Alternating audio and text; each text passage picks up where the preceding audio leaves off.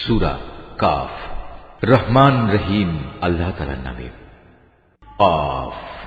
মর্যাদা সম্পন্ন কোরআনের শপথ, অবশ্যই আমি তোমাকে রসূল করে পাঠিয়েছি। একথা অনুধাবন না করে বরং তারা বিস্ময় বোধ করে।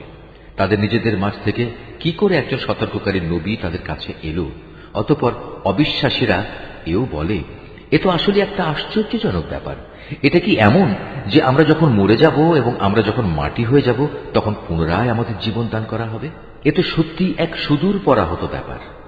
আমি তো এও জানি মৃত্যুর পর তাদের দেহ থেকে কতটুকু অংশ জমিন বিনষ্ট করে, আর আমার কাছে একটি গ্রন্থ আছে যেখানে সব বিবরণ সংরক্ষিত রয়েছে। উপরন্তু এদের কাছে যখনই সত্য এসে হাজির হয়েছে তখনই তারা তা প্রত্যাখ্যান করেছে। অতঃপর তারা সংশয়ে দোদুল্যমান থাকে। এই লোকগুলো কি কখনো তাদের উপরে ভাসমান আকাশের দিকে তাকিয়ে দেখেনি কিভাবে তা আমি বানিয়ে রেখেছি এবং কি অপরূপ সাজে আমি তা সাজিয়ে রেখেছি? কই, এর কোথাও কোনো ক্ষুদ্রতম ফাটলও তো নেই। আমি জমিনকে বিছিয়ে দিয়েছি নড়াচড়া থেকে রক্ষা করার জন্য। আমি তার মধ্যে স্থাপন করেছি মজবুত ও অনড় পাহাড় সমূহ। আবার এ জমিনে আমি উদ্গত করেছি সব ধরনের চোখ জুড়ানো উদ্ভিদ। মূলত প্রতিটি মানুষ যে আনুগত্যের দিকে ফিরে আসতে চায়, এর প্রতিটি জিনিসই তার চোখ খুলে দেবে এবং তাকে আল্লাহর অস্তিত্বের পাঠ মনে করিয়ে দেবে। আকাশ থেকে আমি বরকতপূর্ণ পানি অবতীর্ণ করেছি এবং তা দিয়ে উদ্যানমালা ও এমন শস্যরাজি পয়দা করেছি যা কেটে কেটে আহরণ করা হয়।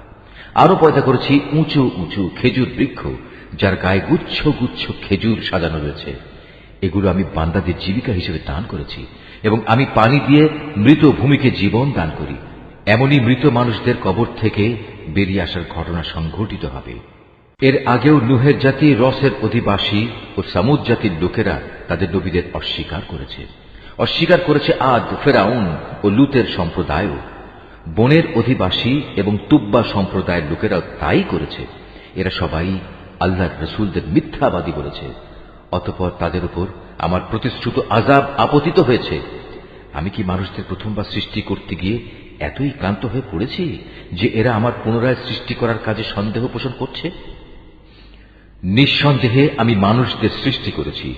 তার মনের কোণে যে খারাপ চিন্তা উদয় হয় সে সম্পর্কেও আমি জ্ঞাত আছি, কারণ আমি তার ঘাড়ের রগ থেকেও তার অনেক কাছে অবস্থান করি। এই সরাসরি জ্ঞান ছাড়াও সেখানে আরো দুজন ফেরেশতা, একজন তার ডানে আর একজন তার বামে বসে তার প্রতিটি তৎপরতা সংরক্ষণ করার কাজে নিয়োজিত আছে। ক্ষুদ্র একটি শব্দও সে উচ্চারণ করে না, যা সংরক্ষণ করার জন্য একজন সদা সতর্ক প্রহরী তার পাশে নিয়োজিত থাকে না। মৃত্যু যন্ত্রণার মুহূর্তটি সত্যি এসে হাজির হলে তাকে বলা হয়, ওহে নির্বোধ, এ হচ্ছে সেই মুহূর্তটা যা থেকে তুমি পালিয়ে বেড়াতে। অতঃপর সবাইকে একত্রিত করার জন্য সিনায় ফুঁ দেওয়া হবে। তখন তাদের বলা হবে, এ হচ্ছে সেই শাস্তির দিন যার কথা তোমাদের বলা হয়েছিল।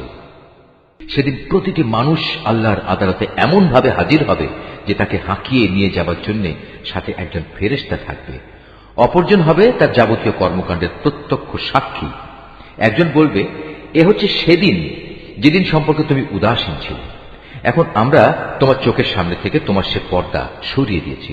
অতএব আজ তোমার দৃষ্টিশক্তি হবে অত্যন্ত প্রখর, সব কিছুই এখন তুমি দেখতে পাবে। তার অপর সাথী ফেরেশতা বলবে, হে মালিক, এ হচ্ছে তোমার আসামি, আর এ হচ্ছে আমার কাছে রক্ষিত তার জীবনের নথিপত্র।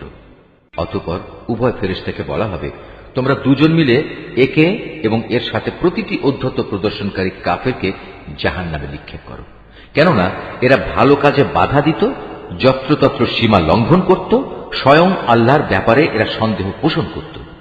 যে ব্যক্তি আল্লাহ তাআলার সাথে অন্য কিছুকে মাবুদ বানিয়ে নিত তাকেও আজ জাহান্নামের কঠিন আযাবে নিক্ষেপ করো। এ সময় তার সহচর শয়তান বলে উঠবে, হে আমাদের মালিক, আমি কিন্তু এই ব্যক্তিটিকে তোমার বিদ্রোহী বানাইনি। বস্তুত সে নিজেই ঘোর বিভ্রান্তিতে নিমজ্জিত ছিল। আল্লাহ তাআলা বলবেন, এখন তোমরা আমার সামনে বাকবিতণ্ডা করো না। আমি তো আগেই তোমাদের অধ্যকার আযাব সম্পর্কে সতর্ক করে দিয়েছিলাম। আমার এখানে কোনো কথারই রদ বদল হয় না। আমি বান্দাদের ব্যাপারে অবিচারকও নই যে সতর্ক না করেই তাদের আযাব দেব। সেদিন আমি জাহান্নামকে লক্ষ্য করে বলবো, তুমি কি পূর্ণ হয়ে গেছো? জাহান্নাম বলবে, হে মালিক, এখানে আসার মতো আরো কেউ আছে কি? অপরদিকে জান্নাতকে পরহেজগার লোকদের কাছে নিয়ে আসা হবে। সেদিন তাদের জন্য তা মোটেই দূরের বস্তু হবে না। জান্নাতকে তাদের সামনে এনে বলা হবে, এ হচ্ছে সেই জায়গা যার প্রতিশ্রুতি তোমাদের দেয়া হয়েছিল। এই স্থান সে ধরনের প্রতিটি মানুষের জন্য নির্দিষ্ট যে আল্লাহর বিধানের দিকে ফিরে আসে এবং তা হেফাজত করে। এ ব্যবস্থা তার জন্য যে না দেখে পরম দয়ালু আল্লাহ তাআলাকে ভয় করেছে এবং বিনয় চিত্তে আল্লাহ তাআলার কাছে হাজির হয়েছে। সেদিন তাদের বলা হবে, হ্যাঁ, আজ তোমরা একান্ত প্রশান্তির সাথে এতে দাখিল হয়ে যাও। এ হচ্ছে তোমাদের অনন্ত যাত্রার প্রথম দিন। সেখানে তারা যা যা পেতে চাইবে তার সব তো পাবেই, এর সাথে আমার কাছে তাদের জন্য আরো থাকবে অপ্রত্যাশিত পুরস্কার। আমি তাদের আগেও অনেক মানব গোষ্ঠীকে ধ্বংস করে দিয়েছি যারা ছিল শক্তি সামর্থ্যে এদের চাইতে অনেক বেশি বড়। দুনিয়ার শহর বন্দরগুলো তারা চষে বেরিয়েছে, কিন্তু আল্লাহর আযাব থেকে তাদের কোনো পলায়নের জায়গা কি ছিল? এর মাঝে সে ব্যক্তির জন্য প্রচুর শিক্ষণীয় বিষয় রয়েছে যার কাছে একটি জীবন্ত মন রয়েছে, অথবা যে ব্যক্তি একাগ্রচিত্তে সে শিক্ষণীয় বিষয়সমূহ শুনতে চায়। আমি আকাশমালা, পৃথিবী ও উভয়ের মধ্যবর্তী যা কিছু আছে তা সব কিছু 6 দিনে সৃষ্টি করেছি।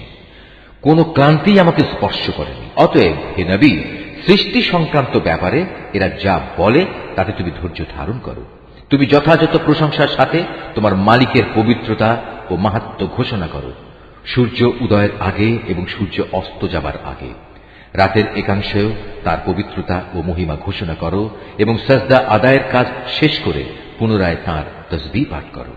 সেদিন দূরে নয় যেদিন একজন আহ্বানকারী একান্ত কাছ থেকে সবাইকে ডাকতে থাকবে। সেদিন তারা কিয়ামতের মহাগর্জন ঠিক মতোই শুনতে পাবে। সেদিনটি হবে কবর থেকে উত্থিত হবার দিন। সত্য কথা হচ্ছে, আমি জীবন দান করি, আমি মৃত্যু ঘটাই এবং সবাইকে আবার আমার কাছেই ফিরে আসতে হবে। সেদিন তাদের উপর থেকে কবরের মাটি ফেটে যাবে। যখন তারা দ্রুত হাসরের মাঠের দিকে দৌড়াতে থাকবে, বলা হবে, এ হচ্ছে হাসরের দিন। মূলত আমার জন্য এটি একটি সহজ কাজ। হে নবী, এরা যা কথাবার্তা বলে তার সব কিছুই আমি জানি। তুমি তো তাদের উপর জোর জবরদস্তি করার কেউ নাও। অতঃপর এ কোরআন দিয়ে তুমি সে ব্যক্তিকে সদুপদেশ দাও যে আমার শাস্তিকে ভয় করে।